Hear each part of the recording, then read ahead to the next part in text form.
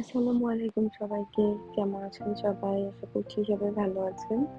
এই তো সকাল, সকাল হাসব্যান্ড ওয়াইফ মিলে একটু টুকটাক গ্রসারি করেছিলাম।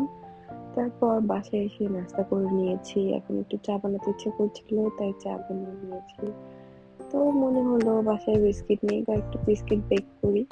বিস্কিট বেক করে ফেলেছি।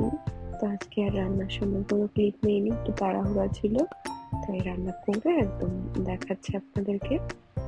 এখানে আমি লাউয়ের খোসা ভাজি করেছি, লাউ, রুই মাছের মাথা লেজ দিয়ে রান্না করেছিলাম। আর রুই মাছ দিয়ে আমি শিম দিয়ে আলু দিয়ে রান্না করেছি।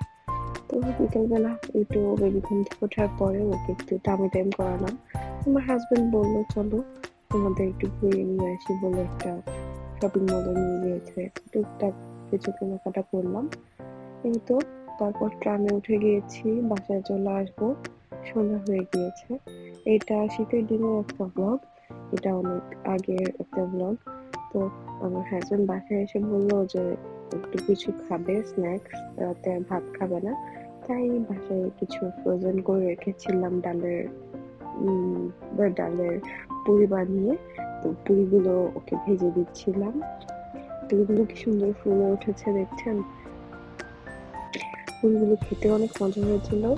সাথে একটু শসা কেটে নিয়েছি, শসা দিয়ে ডাল পুরি পেঁয়াজ দিয়ে খেয়ে নিয়েছি আমরা দুজনে।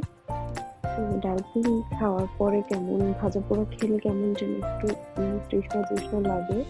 তাই আমার ছেলেকে ঘুম পাড়িয়ে দিয়েছি, ঘুম পাড়িয়ে আমি একটা কোক খেয়ে নিয়েছি। না হলে ও আমার সাথে কোক খেতে চাইবে। এই ছিল আজকের মতো ব্লগ। আসসালামু আলাইকুম।